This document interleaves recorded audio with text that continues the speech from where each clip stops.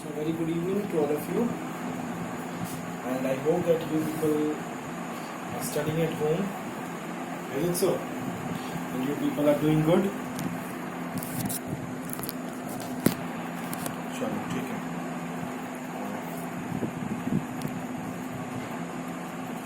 Okay चलो.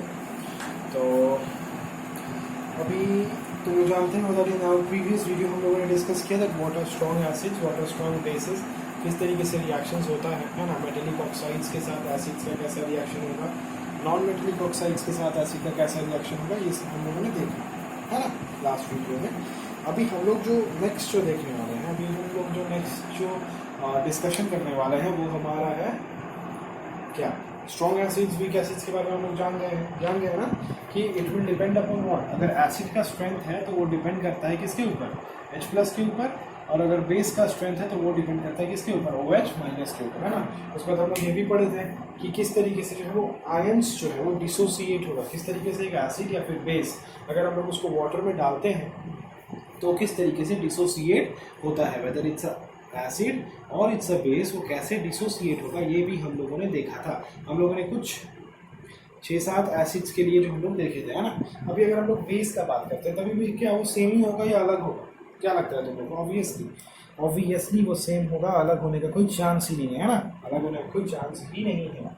चलो देखो, जैसे मैं एक बेस का बताता हूँ, एसिड्स का तो बता चुका पिछले दिन, अब मैं बेस का बताता हूँ किस तरीके से डिसोल्यूशन होगा, है ना. सपोज करो KOH, इट्स अ बेस. अभी इस बेस में हम लोगों ने क्या, इस बेस को हम लोगों ने वाटर में डिसॉल्व कर दिया, वाटर में डाल दिए. तो वाटर में जाने के बाद इसका आयंस क्या होगा बताओ, ये टूट जाएगा ना, डिसॉल्व होगा ना, सॉरी डिसोसिएट होगा K+ में और OH- आयंस में, है ना. OH-, अब जिसके पास जितना ज़्यादा OH- वो उतना स्ट्रॉन्ग बेस, है ना. एक और बेस ले लेता हूँ, आ जाओ, एक्सक्यूज मी, MgOH2, है ना. MgOH2 ये भी एक बेस है जिसको अगर हम लोग डालेंगे, मैग्नीशियम हाइड्रोक्साइड इसका नाम है, तुम लोगों को पता होगा ऑब्वियसली इसका नाम. तो ये कैसे ब्रेक होगा, है ना, ये कैसे ब्रेक होगा बताओ. तो this will break as Mg2+ plus 2 OH- ions, OH- और Mg2+. अब जिसके पास जितना ज़्यादा OH- है वो उतना स्ट्रॉन्ग बेस है, ये हम लोगों ने पहले भी डिस्कस करके रखा हुआ है ना. हम लोग को इसके बारे में डिस्कशन का कोई ज़रूरत जो है वो नहीं है ना. चलो सही है, ओके. तो ये हमारा बात है ना. ये इस तरीके से जो डिसोसिएशन होता है, समझ गए. तो हम लोग को जो मेन चीज़ जो जानना है वो क्या था, मेन चीज़ जो हम जानना चाहिए था हम लोग को, जो हमें जानना था वो हम ये जानते हैं अब कि yes, the strength of the acids. अगर हम लोग समराइज करें, लास्ट वीडियो में हम लोगों ने क्या पढ़ा, अभी हम लोग क्या पढ़े, तो the strength of the acids they generally depend upon the number of H+ ions. The strength of the basis they depend upon the number of OH- ions. Is it so? Okay, जिसके पास जितना ज़्यादा H+ ions है, अगर तब वो क्या है, strong acid है. अगर कम है तो वो वीक एसिड है ना. ओके, ये सब हम लोगों ने पढ़ा. अब एक बहुत ही इंटरेस्टिंग सा क्वेश्चन जो है जनरली तुम लोग से पूछा जाता है. सपोज करो यहाँ पे तुमको 2 बीकर देता है ना. यहाँ पे एक टेस्ट ट्यूब दिया, सपोज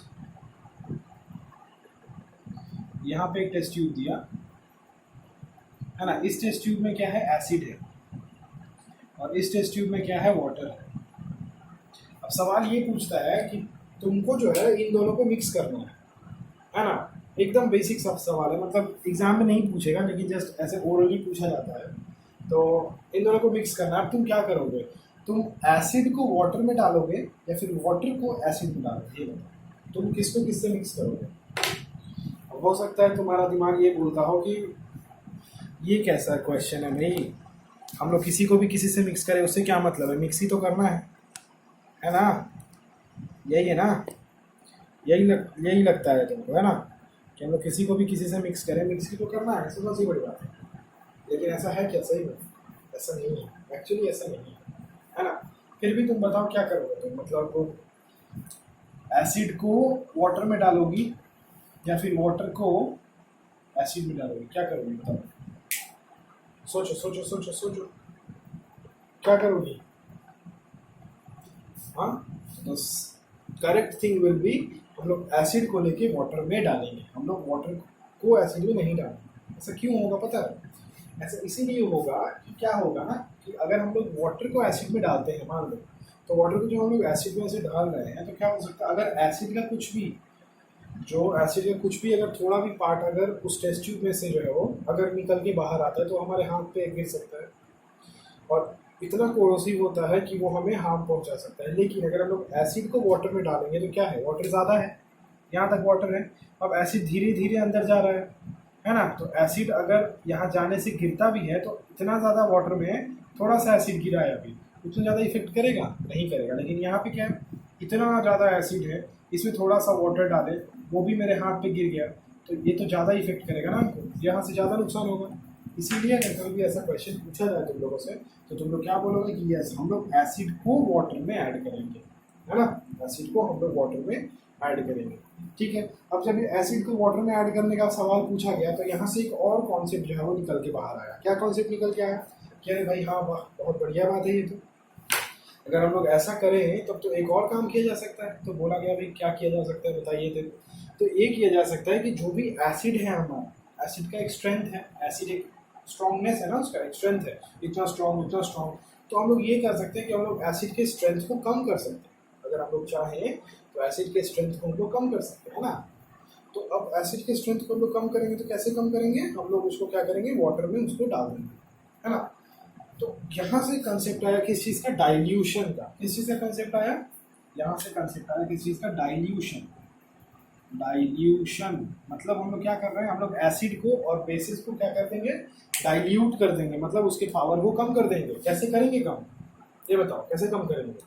हम लोग उसको कम करेंगे by adding them into water, water में उसको ऐड करेंगे। एक मैंने जैसे तैसे ऐड नहीं होता है, एक पर्टिकुलर कैलकुलेशन थोड़ा बहुत करके जो है वो देखना पड़ता है कि इतना ml एसिड को इतना ml वाटर में हम डालते हैं तो इसका स्ट्रेंथ जो है इतना कम हो जाएगा, है ना।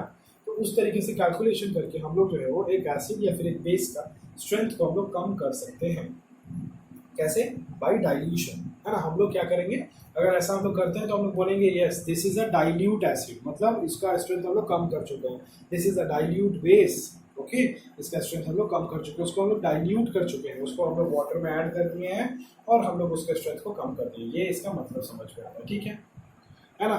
क्या होता है कि उसका जो कोरोसिवनेस होता है, उसका जो स्ट्रेंथ होता है वो थोड़ा कम हो जाता है। It depends upon our use, है ना, हम लोग कहाँ यूज़ करना है, कैसे यूज़ करना है, तो इस हिसाब से हम लोग अपना स्ट्रेंथ लेते हैं, है ना, ठीक है ना।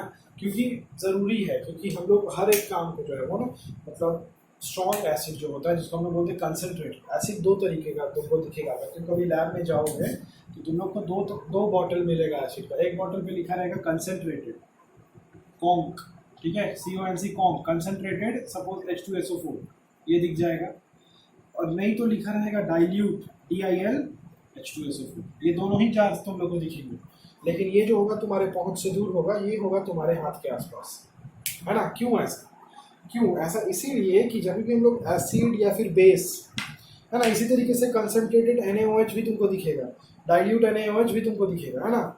स्ट्रॉन्ग बेस तुमको डाइल्यूट कंसनट्रेटेड दोनों। ऐसा क्यों, ऐसा इसीलिए ये जान लो, है ना। ऐसा क्यों होता है, हम लोग डाइल्यूशन क्यों करते हैं, है ना, हम लोग एसिड को ही वाटर में क्यों डालते हैं, ये तुम लोग जानो, है ना। बिकॉज इसके पीछे का रीज़न ये है कि द एडिशन ऑफ एसिड और द बेस विथ वाटर, जो भी हम लोग एसिड या फिर बेस को वाटर के साथ ऐड कर रहे हैं, एडिशन कर रहे हैं, उसमें डाल रहे हैं, तो वो जो एक रिएक्शन होता है that is a exothermic reaction. What kind of reaction is that, that is exothermic reaction. मतलब वहाँ से क्या निकलता है, हीट निकलता है ना, ये हम लोग पढ़े हैं फर्स्ट चैप्टर में, that exothermic reaction in which the heat is what evolved, heat निकलेगा, बाहर निकलेगा। तो ये एक एक्सोथर्मिक रिएक्शन है। इसीलिए हम लोग कंसनट्रेटेड एसिड प्लस या फिर बेस जब भी वाटर में डालते हैं तो हम लोग खूब सावधानी के साथ, है ना, खूब एकदम कॉशियस होकर जो हम लोग ये काम करते हैं, ठीक है। Because this is a exothermic reaction, है ना। कभी कभी टेस्ट ट्यूब जो है वो डालते डालते ऐसा भी हो सकता है कि टेस्ट ट्यूब जो है वो बर्स्ट कर जाता है, ये भी होता है। तो बहुत ज़्यादा जो है वो सावधानी बरतने की ज़रूरत होती है, और इसीलिए हम लोगों ने ये सोल्यूशन निकाला कि नहीं भाई एसिड में नहीं डाल के एसिड को वाटर में डालेंगे। इससे क्या होगा कि हमें जो है वो खतरा बहुत ज़्यादा कम हो जाता है ना। ये एक बात है जो कि हमें जानना चाहिए। समझ में आया? ओके, तो यहाँ से हम लोगों ने ये समझ लिया किस तरीके से डाइल्यूट करना है, डाइल्यूट क्यों करना है ना। चलो ठीक है, अभी हम लोग आते हैं एक इम्पॉर्टेंट चीज़, वेरी इंपॉर्टेंट थिंग जिसके बारे में हम लोग पढ़ने जा रहे हैं, स्केल के बारे में पढ़ने जा रहे हैं। जैसे तुम लोगों के पास एक स्केल है ना, सभी के पास एक अलग अलग स्केल है, उस तरीके से टेम्परेचर का भी एक स्केल है ना। अब हम लोग पढ़ेंगे एक ऐसा स्केल जो कि ये बताएगा हम लोग को मेजर करके कि जो एक एसिड है या फिर जो कि एक बेस है, वो एक स्ट्रॉन्ग एसिड है, वो वीक एसिड है, वो एक न्यूट्रल सोल्यूशन है, वो एक वीक बेस है, या फिर वो एक स्ट्रॉन्ग बेस है। ये एक ऐसा स्केल है जो कि हमको ये बताएगा कि एक एसिड, एक बेस कितना स्ट्रॉन्ग है या फिर कितना वीक है। आओ पढ़ते हैं उसके बारे में।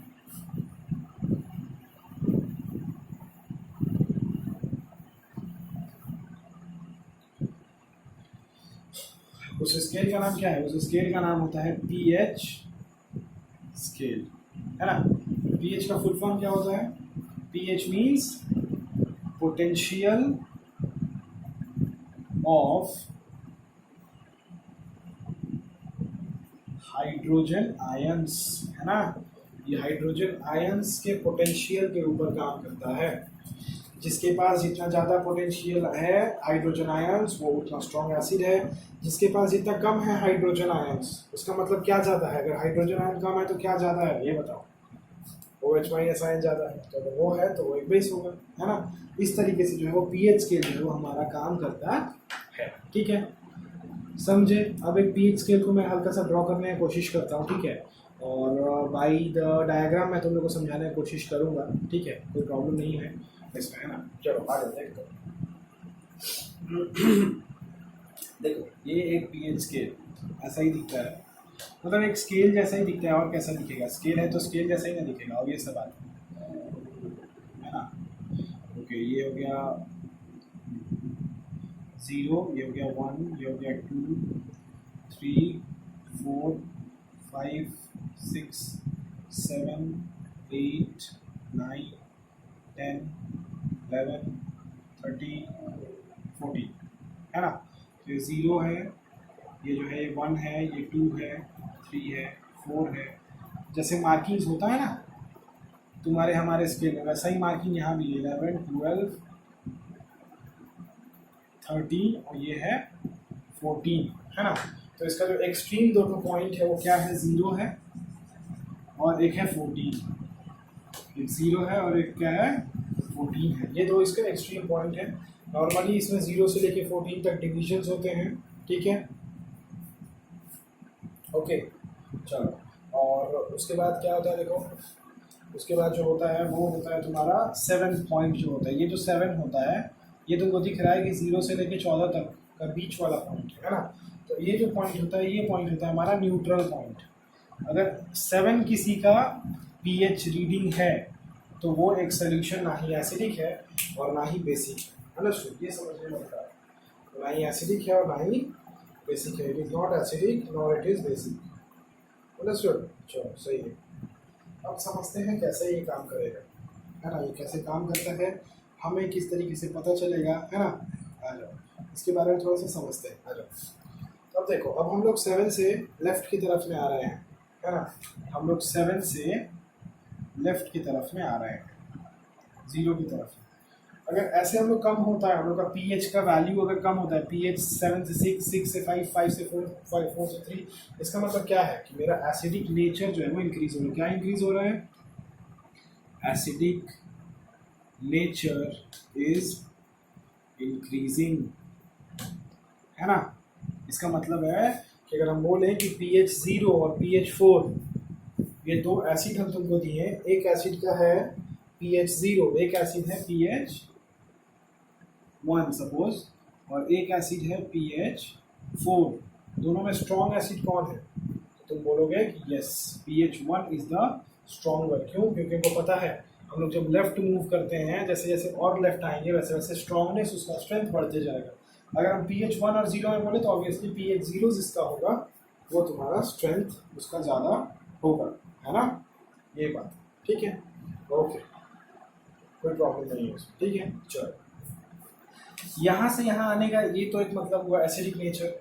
अब अगर हम इसको दूसरे सेंस में बोले, जो सेंस में हम लोग पढ़े हैं कि एसिडिक नेचर कब बढ़ता है, एसिडिक नेचर तब बढ़ता है जब उसके पास ज़्यादा H+ आयंस होता है। तो हम लोग इसको ये भी ऐसे ही बोल सकते हैं ना, एक और एरो बना, ये एरो का एक मतलब तो ये बनता है, इस एरो से हम लोग दूसरा बात ये भी लिख सकते हैं कि इस तरफ से इस तरफ आते वक्त मेरा नंबर ऑफ H+ आयंस भी बढ़ रहा है, number of H+ ions are increasing, ये भी तो हम लोग बोल सकते हैं, क्योंकि अगर ये इंक्रीज हो रहा है तभी तो एसिडिक नेचर इंक्रीज हो रहा है ना, डायरेक्टली या फिर इनडायरेक्टली इसको जोड़ देंगे हम लोग, है ना, कोई दिक्कत नहीं है इसमें, ठीक है। चलो समझ गए, आ जाओ। अब हम लोग आते हैं, आगे बढ़ते हैं। अब 7 से हम लोग राइट हैंड साइड की तरफ चलेंगे। चलो अब हम लोग 7 से 14 की तरफ चलेंगे। अब जैसे जैसे हम लोग 7 से 14 मतलब हम लोग pH को बढ़ाएंगे, 7 से 8, 8 से 9, 9 से 12, 12 से 13, जैसे जैसे अगर हम लोग बढ़ाएंगे तो इसका मतलब हम लोग क्या समझेंगे, तुम लोग को पता चल गया होगा, है ना, तुम लोग को पता चल गया होगा कि इसका मतलब ये है कि बेसिक नेचर इंक्रीज करेगा, बेसिक नेचर इंक्रीज करेगा, है ना, बेसिक नेचर इंक्रीज करेगा। ओके, बेसिक नेचर इंक्रीज करने का क्या मतलब बनता है? अगर हम तुमको बोलते हैं कि pH 9 एक बेस का है और एक बेस है जो pH 13 है, तो कौन सा बेस जो है वो स्ट्रॉन्गेस्ट बेस होगा? तो ये बेस जो है वो स्ट्रॉन्गेस्ट होगा, है ना। एसिड में अगर पूछता है तो जितना कम जिसका pH रीडिंग वो उतना स्ट्रॉन्ग, लेकिन बेस के केस में पूछता है तो जितना ज़्यादा जिसका pH वो उतना स्ट्रॉन्ग बेस हो जाए। समझ गए? इसको लिख लेना तुम लोग कॉपी में अपने बढ़िया से बना के, तो तुम लोग को जो है वो काम करेगा, बहुत हेल्पफुल होगा तुम लोग के लिए। Yes, okay. अब हम लोग इस तरफ जब हम लोग मूव कर रहे हैं तो हम लोग क्या बोल रहे हैं, इस तरफ में बेसिक नेचर जो है वो इंक्रीज हमारा कर रहा है। बेसिक नेचर इंक्रीज करने का क्या मतलब है? OH- इंक्रीज करना। OH- इंक्रीज करने का क्या मतलब है कि एक्चुअली मेरा H+ आयंस जो है वो कम हो रहा है ना, तभी तो OH- बढ़ रहा है मेरा, है ना। तो उसको हम लोग ये लिख सकते हैं कि अगर यहाँ से यहाँ तक H+ इंक्रीज कर रहा था तो यहाँ से यहाँ तक क्या होगा, H+ ions are decreasing, H+ ions are decreasing.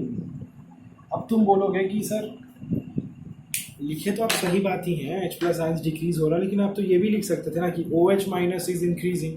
यहाँ पे आप H इंक्रीजिंग लिखे तो यहाँ पे OH इंक्रीजिंग लिखना चाहिए था। तो हम बोलेंगे कि नहीं, हम लिख सकते हैं, लिखेंगे तो गलत नहीं है, लेकिन ज़्यादा एक्यूरेट क्या होगा, H+ होगा। तुम बोलोगे क्यों? तो हम बोलेंगे इसलिए क्योंकि ये जो स्केल है, ये स्केल किस पे डिपेंड करता है, ये हाइड्रोजन आयन पे डिपेंड करता है ना, इसका स्ट्रेंथ। तो हम लोग OH- को नहीं लाके इधर अगर हम लोग हाइड्रोजन के साथ ही डील करें तो ज़्यादा बेहतर नहीं होगा? एग्जैक्टली, ज़्यादा बेहतर होगा।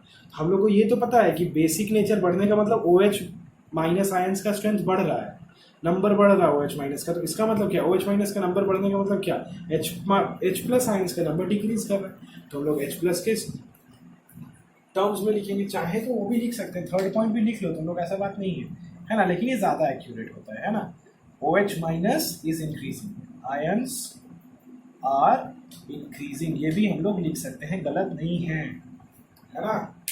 तो अब हम लोग को ये समझ में आ गया होगा क्लियरली इस स्केल को देखते हुए कि अगर वो एसिडिक है या फिर बेस है तो पूरा पूरी किसका खेल किसका है, the role is H+ ion का ही सारा खेल है और OH- का ही सारा खेल है ना, आयंस का। ठीक है, H+ आयंस, OH- आयंस, याद रखना, वेपर वगैरह मत ले लेना, है ना। H+ का वेपर भी होता है, OH- का भी वेपर निकलता है अगर हम लोग गैस को हीट करते हैं तो बड़ा कंफ्यूजिंग क्वेश्चंस पूछा जाएगा तुम लोगों से, फर्दर मैं भी डिस्कस करूंगा। तो दिमाग में बैठा लो कि OH- ions and H+ ions का ही पूरा पूरी जो है, ये जो भी कॉन्सेप्ट है एसिड बेस का, ये पूरा पूरी उसी का है। समझ गए? ओके, चलो अब हम लोग इसमें थोड़ा सा और कुछ एग्जांपल्स इसका देख लेते हैं। एग्जांपल्स मतलब कुछ इंपॉर्टेंट, कुछ कंपाउंड जिसका pH हमें जानना चाहिए, है ना।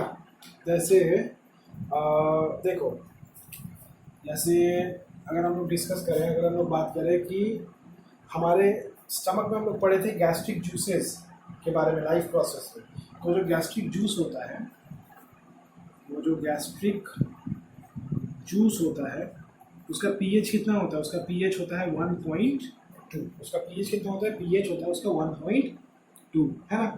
हम लोग लेमन जूस के बारे में जानते हैं ना, लेमन जूस का pH कितना होता है, ये जस्ट बताने के लिए तुम लोग लिख लो, है ना। एग्जाम में इसे घुमा फिरा क्वेश्चन दे सकता है ना। ओके, हमारा जो ब्लड होता है, ब्लड, हमारे ब्लड का पीएच क्या होता है जानते हो? नहीं जानते हो, जान लो। हमारा ब्लड का पीएच होता है 7.4। हमारा जो प्योर वाटर होता है, प्योर, जिसको हम लोग डिस्टिल्ड वाटर बोलते हैं, है ना, जिसमें कोई इम्प्योरिटीज या फिर कोई आयंस नहीं होता, उसका भी पीएच होता है 7.4। अंडरस्टूड, है ना? ओके। उसके बाद तुम लोग इसका नाम तो सुने होंगे, milk of magnesia. Milk of magnesia, इसका पीएच कितना होता है? पीएच इसका होता है 10। और एक स्ट्रॉन्ग बेस जिसका नाम तुम लोग जानते हो, सोडियम हाइड्रोक्साइड। सोडियम, देख लो तुम लोग, सोडियम हाइड्रोक्साइड का जो पीएच होता है वो कितना होता है? सोडियम हाइड्रोक्साइड का पीएच होता है 14। ओके, उसका पीएच होता है 14। देख लो, ठीक है, काम करेगा, कुछ कुछ इम्पोर्टेंट है, काम करेगा, ठीक है। तो ये होता है पीएच स्केल के बारे में, है ना? ठीक है, तो हम लोग यहाँ पे जो है वो समझ चुके हैं कि क्या होता है स्ट्रॉन्ग एसिड। स्ट्रॉन्ग एसिड क्या होगा? जिसके पास जितना ज़्यादा H+ आयंस वो उतना ज़्यादा स्ट्रॉन्ग एसिड, जिसके पास जितना ज़्यादा OH- आयंस वो उतना ज़्यादा स्ट्रॉन्ग बेस, जिसके पास जितना कम है H+ वो उतना ही, है ना, वीक एसिड कहलाएगा, है ना। जो जितना ज़्यादा दे सकता है, जो एसिड जितना ज़्यादा H+ को देगा वो उतना ही स्ट्रॉन्ग हो जाएगा, है ना। बस यही बात है, कुछ नहीं है, ठीक है, समझे? आई होप तुम लोग समझ गए हो। इसके बाद जो हम लोग पढ़ेंगे वो थोड़ा सा अब पढ़ेंगे एप्लीकेशंस, है ना। क्या पढ़ेंगे अब हम लोग? जो पढ़ेंगे वो पढ़ेंगे इसका एप्लीकेशन। एप्लीकेशन मतलब क्या होता है? मतलब इन सब चीज़ों का जो है हमारे डेली लाइफ में क्या यूज़ है ना। पढ़ क्यों रहे हो, है ना। सबसे बड़ा बात ये है कि क्यों पढ़ रहे हो भाई। कुछ जब इस्तेमाल ही नहीं है इसका, तो हमारा साइंस जो भी है ना बहुत अच्छा है। मैथमेटिक्स जैसा हमारे क्लास 10 के मैथमेटिक्स जैसा नहीं है हमारा साइंस, है ना। हमारा क्लास 10 का मैथमेटिक्स तो बोल सकते हो कि मतलब बहुत ज़्यादा इररिलेवेंट है। लाइफ में बहुत ज़्यादा चैप्टर्स उसका ऐसा है कि जिसका कोई काम ही नहीं है। लेकिन साइंस हमारा एकदम बहुत बढ़िया है, हर एक चीज़ का काम है ना हमें। तो ये बात है। तो यही सब हम लोग को पढ़ना है आगे, इसका एप्लीकेशंस हमारे लाइफ में जो है इसका क्या क्या एप्लीकेशंस होता है। और उसके बाद एसिड बेस ख़त्म करने के बाद हम लोग को सॉल्ट्स में चलना है। अलग अलग सॉल्ट्स के बारे में पढ़ना है, उसके यूजेस के बारे में पढ़ना है, उसके प्रिपरेशंस के बारे में पढ़ना है। तो ये जो होगा सॉल्ट जो होगा जनरली एसिड और बेस से भी ज़्यादा इम्पॉर्टेंट होता है। सॉल्ट वाला जो पोर्शन होता है ना, जब हम लोग सॉल्ट पढ़ेंगे अगले दिन, है ना, तो सॉल्ट जो है वो एसिड और बेस से भी ज़्यादा इंपॉर्टेंट होता है। उसका एग्ज़ाम में आने का जो चांसेस होता है वो एसिड और बेस से भी ज़्यादा होता है, सॉल्ट के आने का चांसेस, है ना। क्योंकि सॉल्ट इंपॉर्टेंट है, एग्जामिनेशन पॉइंट ऑफ व्यू से भी सॉल्ट जो होता है इंपॉर्टेंट होता है, समझे। तो ये सब हम लोगों ने डिस्कस किया। अच्छा हाँ, अच्छा एक छोटा चीज़ एक याद आ गया, चलो बता ही देता हूँ जब याद आ गया तो क्या है देखो बताता हूँ। देखो हम लोग पढ़े एसिड बेस के बारे में, ना, बेस पढ़े, तुम लोग बेस पढ़े हो, तुम लोग अल्कली भी पढ़े हैं। What is the difference between base and alkali? या फिर दोनों सेम होता है या फिर अलग अलग होता है? बताओ क्या लगता है? हाँ देखो, स्टेटमेंट एक तुम लोग लिख लो, that all alkali are bases, all alkali are base but all bases are not alkali. पहले लिख लो फिर मैं इसका मतलब समझाता हूँ। लिखो, all alkali are base but all bases are not alkali. समझे? देखो इसका मतलब समझाते हैं थोड़ा सा। What does this mean? देखो, दिस मीन्स दैट अल्कली किसको बोलते हैं? ऐसा bases, the bases which are soluble in water. ऐसा बेसेस, द बेसेस लिख लो, आ जाएगा एग्जाम में, विच डिजॉल्व इन वाटर, है ना, विच डिजॉल्व और which are soluble in water. जो बेसेस, कुछ ऐसे बेसेस होते हैं जो कि वाटर में सल्यूबल होते हैं, वाटर में घुल जाते हैं, उस बेसिस को हम लोग अल्कली बोलते हैं। सारे बेसिस ऐसे नहीं होते हैं। जैसे सोप जो होता है जिसको हम लोग यूज़ करते हैं, है ना, बाथिंग सोप जो होता है, ये भी एक बेस होता है, लेकिन वो क्या घुलता है? नहीं घुलता है ना।